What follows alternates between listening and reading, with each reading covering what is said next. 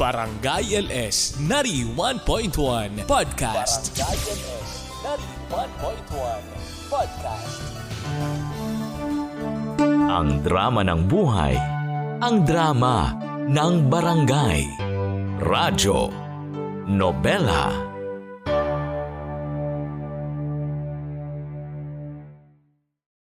Barangay LS 91.1. Forever, that was David Gates awiting Take Me Now. Live po tayo ngayon mga kabarangay sa programang Radyo Nobela ng Barangay LS 91.1. Forever. Hindi porke gusto na natin ay kailangan nating madaliin para makuha ito. May tamang oras raw at panahon para makuha ang isang bagay na hinihiling natin. Pero paano nga ba kung gustong-gusto mo na itong makuha? Mamadaliin mo pa rin ba? Kahit alam mong mali na ang magiging proseso. Sabay-sabay po nating tunghayan ang tampok na istorya ngayong umagang ito dito sa Radyo Nobela, ang kwento ng ating kabarangay na si Lala. Si Mama Ganda sa Radyo Nobela. Dear Mama Ganda, ako nga po pala si Lala, 29 years old at nangungunang pangarap ko sa buhay, maging isang ganap na ina. Bata pa lamang po ako at mahilig na akong maging nanay. Yun po ang gusto kong role sa aming mga laro ng mga kaibigan ko. Lagi akong nagpapabili ng mga baby doll para doon ako mag-practice na maging ina. Ultimate dream ko talaga yon. At lahat ng mga taong nakapaligid sa akin ay alam kong kilala nila at alam nila na yun ang pangarap ko. Kaya naman nang lumaki na ako at nasa tamang edad na ay nakipagrelasyon ako para maging ina. Mahal ko naman ang nagiging karelasyon ko pero mas mahal ko ang pangarap ko.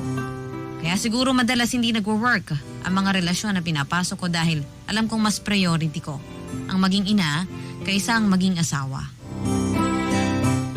Ilan na rin ang mga nakarelasyon kong lalaki na hiniwalayan ako dahil sa naaamoy nilang hindi talaga relasyon ang gusto ko, kundi anak. At hindi pa sila ready sa ganun. Tulad na lamang ng huli kong nakarelasyon na si Bino. 35 years old, pinili ko noon si Bino hindi dahil sa gwapo ito o stable na sa buhay. Kundi alam kong lagpas 30 na ito at baka naman ready na siyang mag-settle down para bumuo ng pamilya. Ngunit nagkamali po ako, Mama Ganda. Isang araw, nakipaghiwalay na lamang ito sa akin. Ako po si Lala at ito ang kwento ng aking pangarap.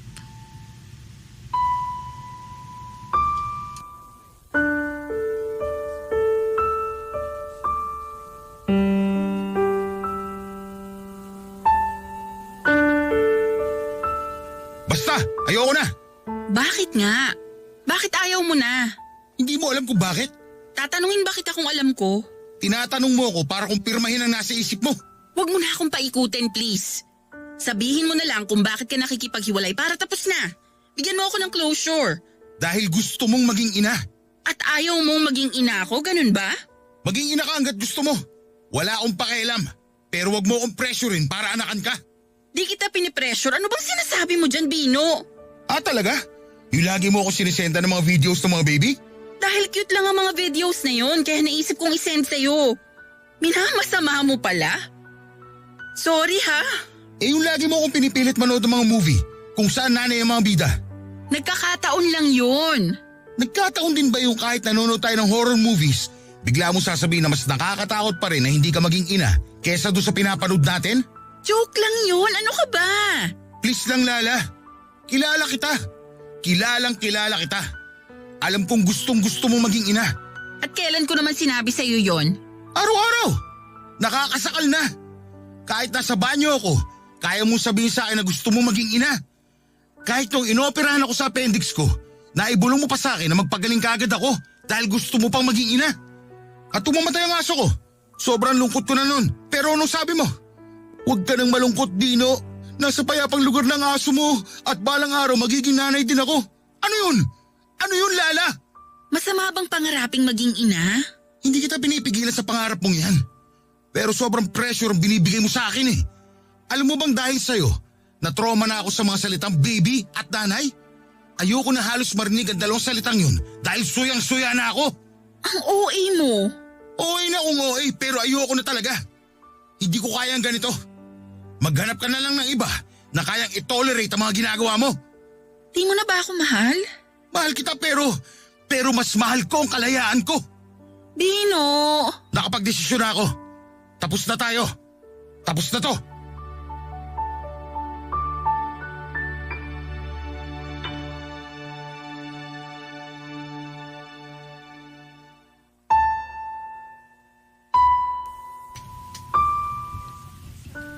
Na-hurt, syempre ang pride ko sa pakikipaghiwalay ni Bino. Isa na namang lalaki ang iniwan ako dahil sa kagustuhan kong maging isang ina. Kala ko siya na yon. Yung lalaking alam kong kaya na akong bigyan ng anak. Halos 2 taon din ang aming relasyon. Siya yung pinakamatagal kaya nga ang laki ng pag-asa kong siya na yon. Akala ko siya na yung magiging ama ng pangarap kong mga anak. Pero hindi pa pala.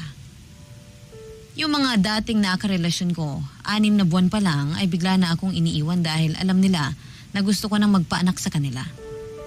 Pero si Bino, natagalan niya po ako. Kaya naman sinabi ko sa sarili ko, kailangan ko siyang maibalik sa buhay ko dahil alam kong may chance pa kaming dalawa. At may chance pa akong maging ina ng kanyang mga anak.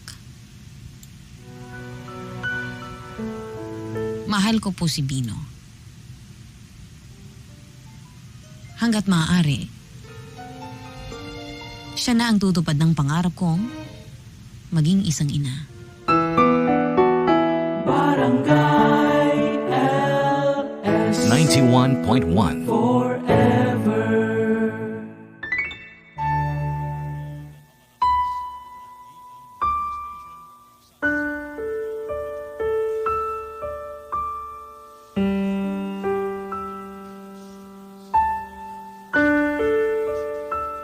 Ano pang ginagawa mo rito?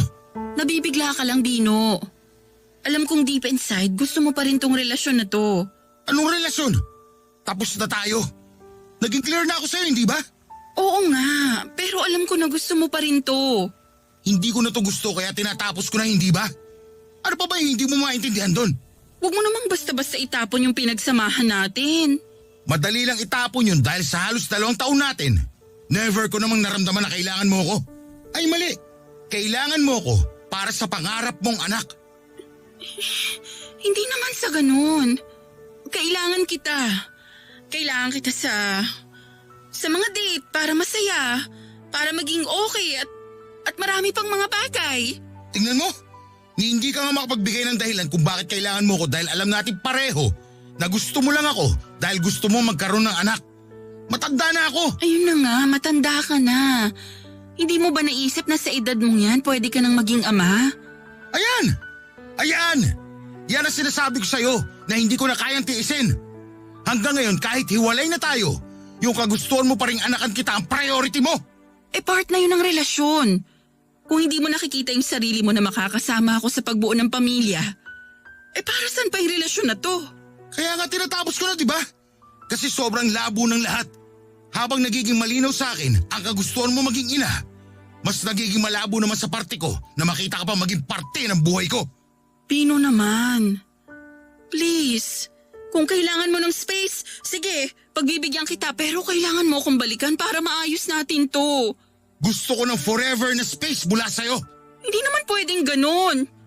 Bibigyan kita ng space para maisip mong kailangan mo rin ako. Na pwede pang second chance sa atin. Matagal ko na itong pinag-isipan, Lala. Nagpapasalamat nga ako sa'yo eh. Dahil sa'yo, marami akong na-realize. Please, Bino. Na-realize kong sa puntong to ng buhay ko, hindi pa ako handang maging ama.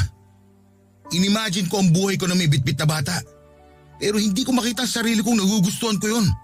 Kahit ikaw pa yung ina, kahit mahal pa kita. Ayun! Mahal mo pa rin naman ako. Bakit di natin pondohan ulit ang relasyon na to? Magsimula tayo ulit na ang meron lang pagmamahal. Baka naman, Bino. Subukan pa natin. Ikaw na nga nagsabi sa akin dati Na hindi sapat na pagmamahal lang ang bumubuhay sa relasyon. Yun na nga lang ang meron tayo eh. Hindi na yung sapat.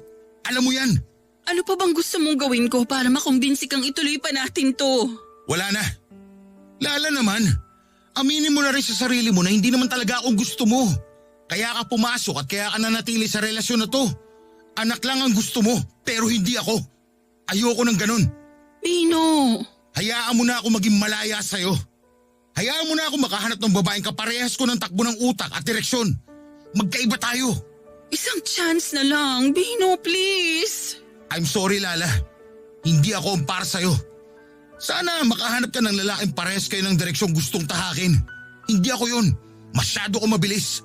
Wala pa nga ako sa gitna ng daan pero gusto mong sumabay ako sa'yo. Ayoko, Lala. Ayoko na.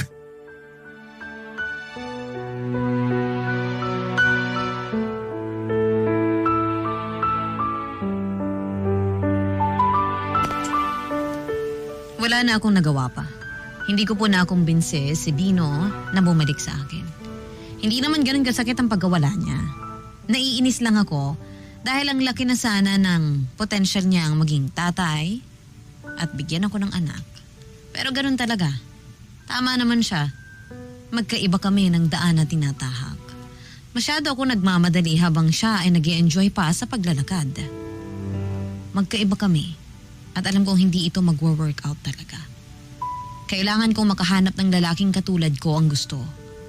Anak, parehas ng direksyon, pamilya. Ang tanong, saan ba makakahanap ng ganon, mga maganda? Meron pa bang ganon ngayon? Sana meron. Kasi handa na akong makilala at makuha siya para magkaroon ng katuparan ang pangarap kong maging isang ina. Sa mga panahong gulong-gulo at litong-lito ako, ang nilalapitan ko madalas ay ang aking guy best friend na si Kael. Kaidaran ko rin siya, kaya naman mas komportable akong magsabi sa kanya ng mga bagay na tumatakbo sa isip ko. Dahil alam kong mauunawaan niya ako.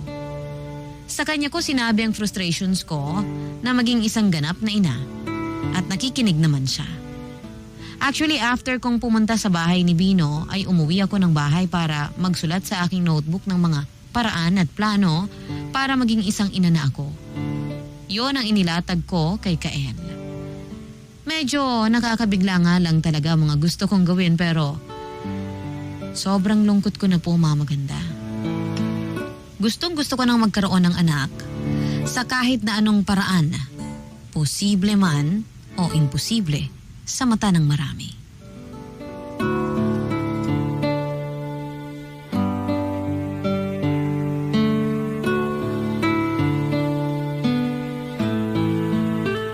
Mukhang di ka naman nadurog sa hiwalayan niyo ni Bino. Uy, naturog naman. Semi. Hindi ah. Anong semi ka dyan? Kilala kita. Hindi ka apektado. Oo na. Pero pwede ba huwag na natin pag-usapan si Bino? Kasi close book na siya eh. Oo, di ba? Di nga affected. So, para saan tong pagkikita nating to? Kasi gusto kong ilatag sa'yo ang mga plano ko. Anong mga plano?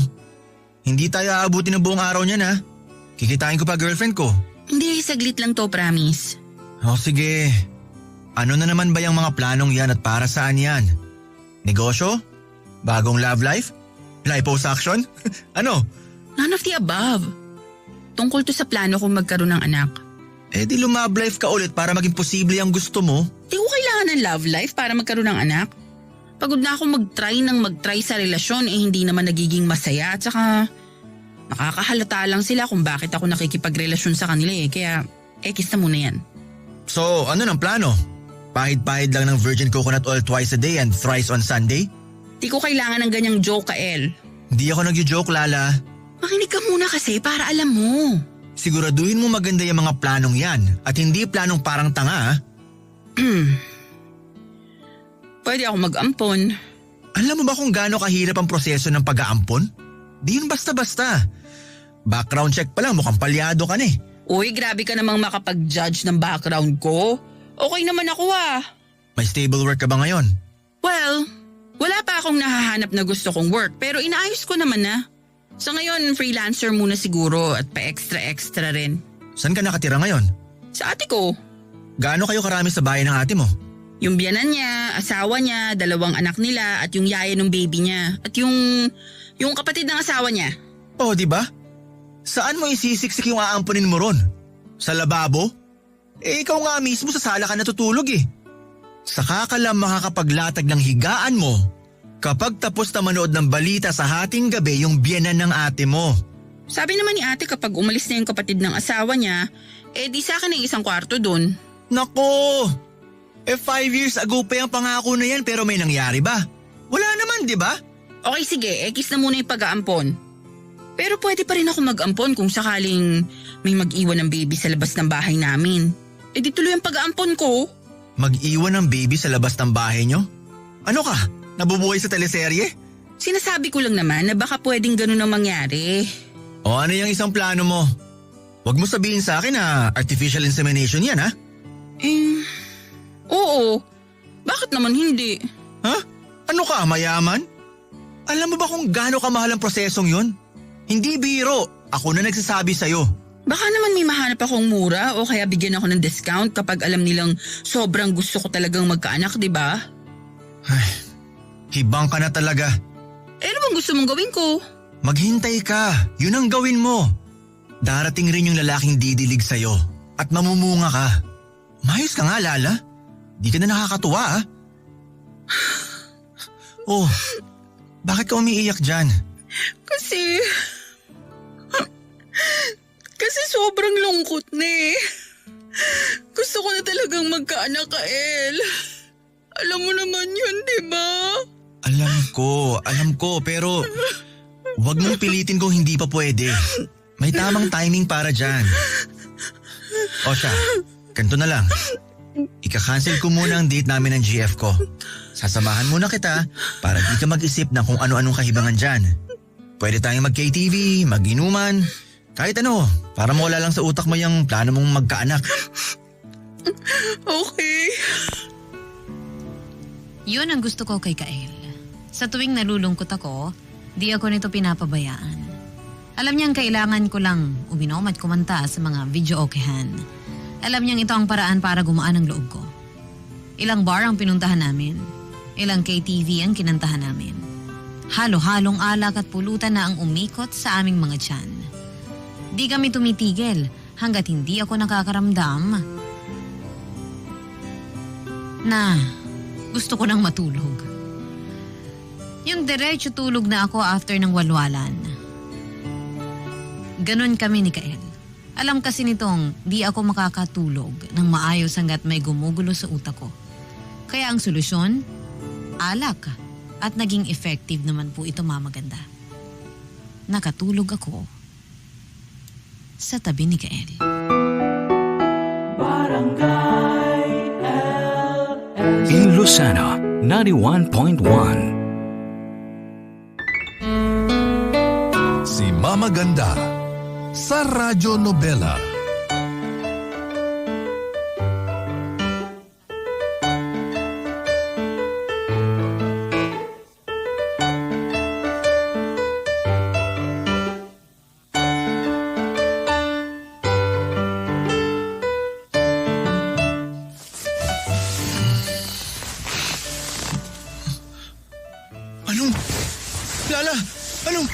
Lala! Ano ba? Gumising ka nga dyan! Dalihan mo! Bakit ba? Natutulog pa ako eh. Gumising ka sabi eh! Ang hapdi sa mata, Kael. Ano ba? Kung hindi mo ididilat yung mga mata mo, kukuha ko ng nipper! Ano ba yun? Wala tayong damit pareho! Wala. Wala nga! Ano nangyari? Baka nainitan tayo. Kasalanan to nung sisling sisik eh. Lala, magseryoso ka nga. Anong nangyari sa atin after natin mag-inuman? Wala na akong maalala. Imposible yung wala kang maalala. Mas lasing pa ako sa'yo kagabi. Oo nga, pero lasing din ako. Hindi ko alam. Wala akong maalala. Wait, alam ko na. Hala, naalala ko na. Ano yung naalala mo? May nangyari sa atin, Kael. Hindi nakakatuwa yung ganyang biro, Lala. Naalala ko habang paakyat tayo sa kwarto mo. Bigla tayong naghalikan At naghubad tayo at nagmamadali. At may nangyari nga sa atin. Paano to? Paano to? Gumamit ba tayo ng proteksyon? May naalala ka bang naglabas ako ng kondom? Wala kasi sabi mo. Sabi ko, naubusan ako. Ay, ikaw, may ginamit ka bang proteksyon? Wala. Never akong gumamit ng kahit na anong contraceptive. Lala, paano to? Paano to? May GF ako. Mahal ko ang GF ko, hindi pwede to. Nangyari na eh. Tapos na. Ano pa bang magagawa natin? Paano kung may mabuo tayo? Wala naman siguro. Pareho tayong walang proteksyon. Isang beses lang naman. Marami na buti sa isang beses lang. Anong gusto mong mangyari? Na huwag na tong maulit. Okay. Di ko rin naman gustong maulit to, no? At walang makakaalam. Noted. Ano ba to, Lala? Ang laki na nagawa nating kasalanan. Pwede bang mamaya na natin problemahin to? Gutom na ako eh. Pa-deliver tayo?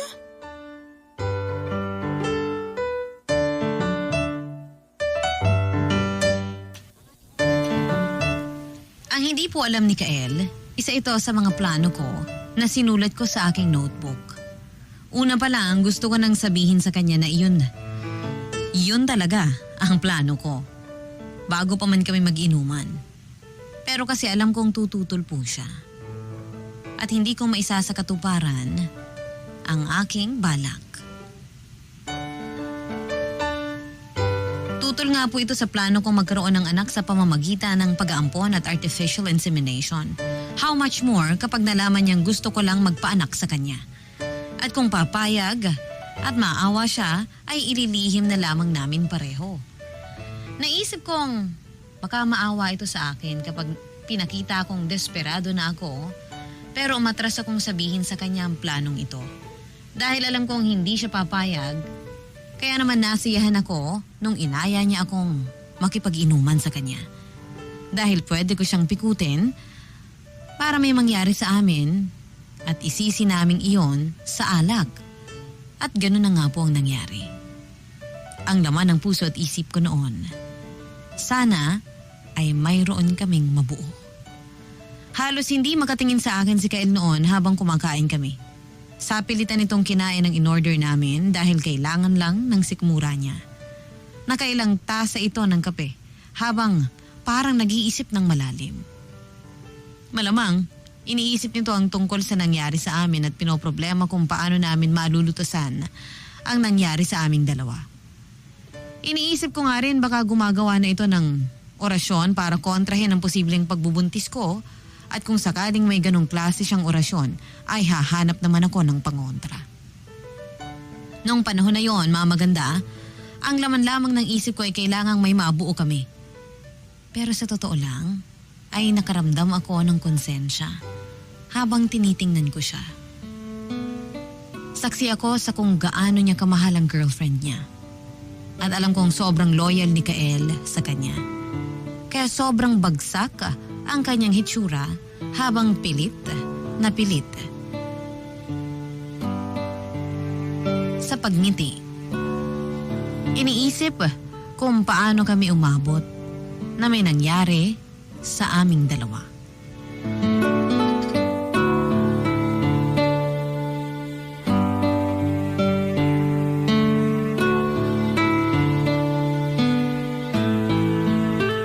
Uy, Kael. Magsalita ka naman dyan. Anong gusto mong sabihin ko? Kung nagpapalpitate ka na ba dyan sa kape mo? Please, Lala, huwag ka na magbiro. Pinapagaan ko lang yung sitwasyon natin. Pinapagaan? Paano ba to gagaan? Sabihin mo nga. May lamat na ang pagkakaibigan natin dahil sa nangyaring to. Magiging awkward na lahat, alam mo yan. Magiging awkward lang kapag hinayaan nating maging ganun. Hindi ka man lang ba-bothered? Well, kanina, oo. Siyempre, nabigla ako eh. Pero naisip ko, tapos na eh. Nangyari na. Alam mo naman ako, mabilis makamove on sa mga nangyayaring di maganda sa akin. At dyan tayo magkaiba. Dahil hindi ko kaya na basta-basta na lang kalimutan to. Wala namang nagsabi sa yung kalimutan mo to. Pero kailangan dahil mali. Maaalala at maaalala mo to, tao ka eh. Eh anong dapat kong gawin, ha? Mag-move on na lang at tanggapin na nangyari na. Tapos na. Hindi ganun kadali. Wala naman ako sinabing madali eh. Ay, lagi tayo nagiinuman. Laging wasakan pero wala nangyayari sa atin. Bakit ngayon? Bakit ngayon biglang meron? Siguro kasi masyadong marami yung nainom nating dalawa. Lagi tayong maraming naiinom dati pa. Baka naparami tayo sa pulutan. Mabibetsin pa naman yung mga nakain natin kaya siguro ganun. Di balance yung alak at yung sa pulutan. Tapos yung may betsin. Ano ba yung sagot na yan? Di ko rin alam kung bakit may nangyari sa atin, okay? Mas magandang mag-move on na lang tayo. Hindi ka man lang ba talaga bothered na may nangyari sa atin? Hindi na. Kahit katiting. Lala, posibleng may mabuo tayo sa ginawa nating… Teka. Oh, ano yun? Sinadya mo to! Ha? Hindi Ano ba sinasabi mo dyan? Sinadya mo to, Lala! Gustong gusto mo magkaanak. Hindi! Kaya ito ang naisip mong paraan. Ang pikutin ako. Dahil ito yung pinakamadali at wala kang babayaran na kailangang iturok sa'yo. Hindi, no? Dahil alam mo imposible lahat ng mga plano mo. Kaya pinikot mo na lang ako at ayan! Nangyari na! Kael, kasi… So totoo. I'm sorry. Anak naman ng teteng, oh. Lala! Bakit mo to ginawa? Sobrang desperado na kasi ako, Kael eh. Mag-best friends tayo! Hindi mo man lang ba naisip yun? Naisip ko. At naisip mo man lang ba yung GF ko? Yung GF ko na sobrang kapatid ng turing sa'yo tapos ganito ang gagawin mo? Naisip ko na yan, pero… Pero ano? Gusto ko na kasing magkaanak. At ganitong paraan na naisip mo? Wala na ako ibang maisip na madaling paraan eh. Maghanap ka ng karelasyon na mamahalin mo at ibibigay sa iyo ang anak na gusto mo. Hindi yung manlalasing ka ng kaibigan mo tapos ikakama mo para makuha mo yung anak na gusto mo. Alam mo ba kung ano epekto nito sa akin? Sa atin? Sira na ang pagkakaibigan natin at posible na magkasira kami ng girlfriend ko. Walang masisirang relasyon dahil kung sakaling may mabuo, lalayo ako. Walang makakaalam at di na kita guguluhin. Hibang na hibang ka na talaga, no? Sana walang mabuo. Dahil kung meron, di ko alam kung ano magagawa ko sa'yo.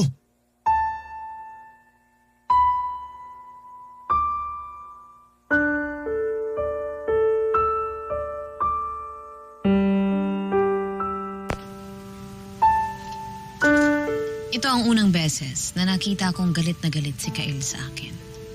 Ilang beses ko siyang kinumbinsi na di ako magsasalita tungkol sa nangyari sa amin at kung sakaling may mabuo kami, ay itatago ko yon. O lalayo ako. Wala ring makakaalam kahit ang magiging anak naming dalawa. Sa akin lang ang bata. Di niya kailangang malaman. Gustong gusto ko na talagang magkaanak, mga maganda. At oo, masyadong desperado at selfish ang ginawa kong yon pero sana maintindihan niya. Malungkot ako. Kailangan ko yon.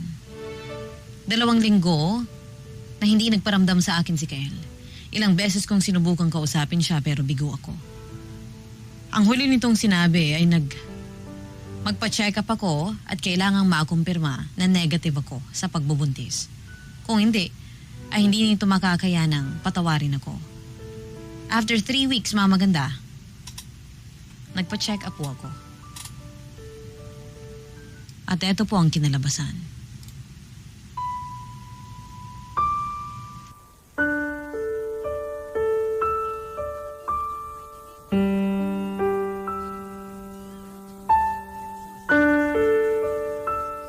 Negative.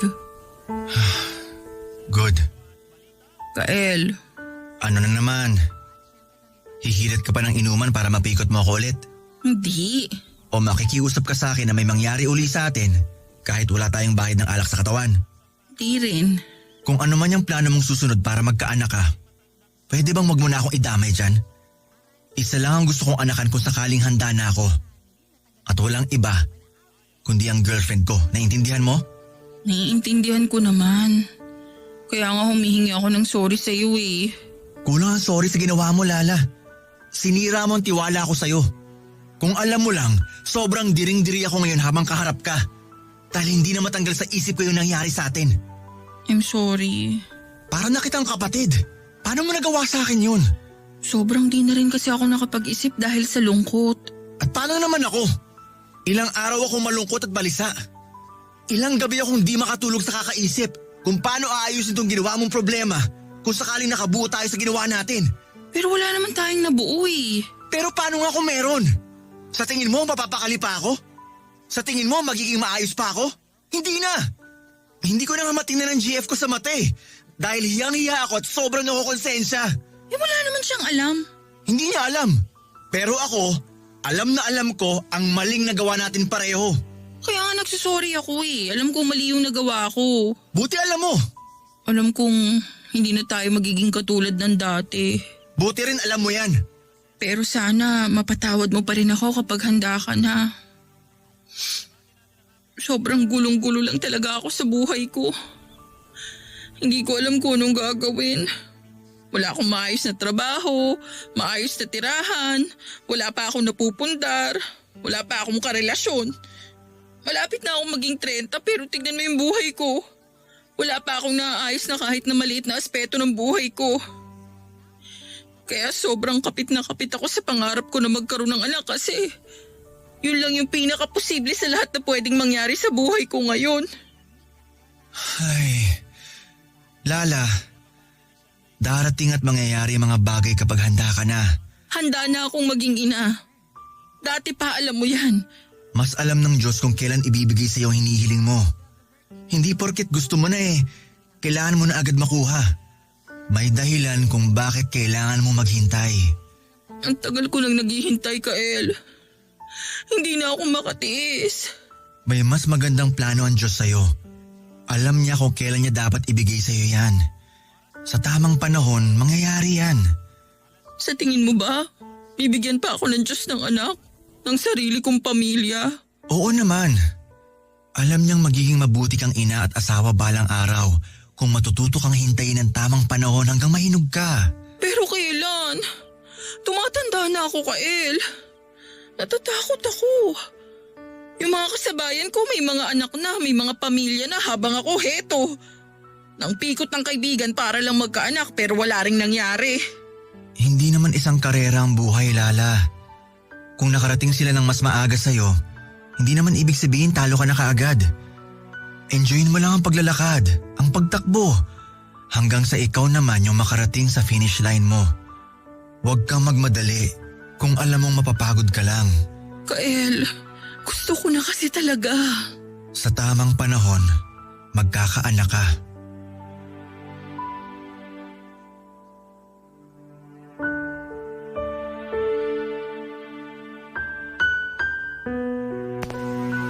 Tama si Kael. Kailangan kong maghintay at darating din ang tamang panahon para mabigyan ng katuparan ang aking pangarap. Sa ngayon, ay may 2 na akong anak sa aking asawa at wala na akong ibang mahihiling pa. Dahil napasa akin na ang pangarap kong magkaroon ng sariling pamilya. Kahit na medyo late kumpara sa mga kasabayan ko, pero masaya ako dahil habang naghihintay ako sa turn ko na magkaroon ng anak, ay marami pa akong nagawa sa buhay ko para mas maging mabuti akong tao at future nanay. Tama po si Kael. Kailangan ko pang mahinog bago iabot ng Diyos sa akin ang pangarap kong mga anak. Akala ko noon basta ramdam kong ready na ako ay ibibigay na niya ang para sa akin.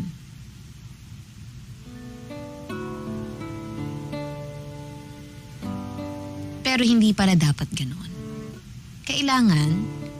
Kailangan kong hintayin kung kailan ready na ako at si Lord na po ang bahala sa lahat. Dahil mas maganda ang plano niya kaysa sa mga plano natin. Maraming salamat po sa pagbasa ng aking kwento. Ako po ang inyong forever kapuso at kabarangay, Lala.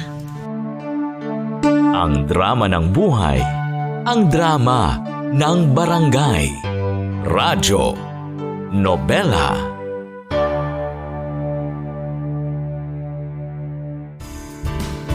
Hello mga kabarangay! Nagustuhan mo ba ang itinampok na kwento natin ngayon? Huwag kakalimutan na i-follow ang Barangay LS Nari 1.1 Podcast at ang iba pa naming social media accounts. Huwag din kakalimutan ang pakikinig sa Barangay LS Nari 1.1 Forever!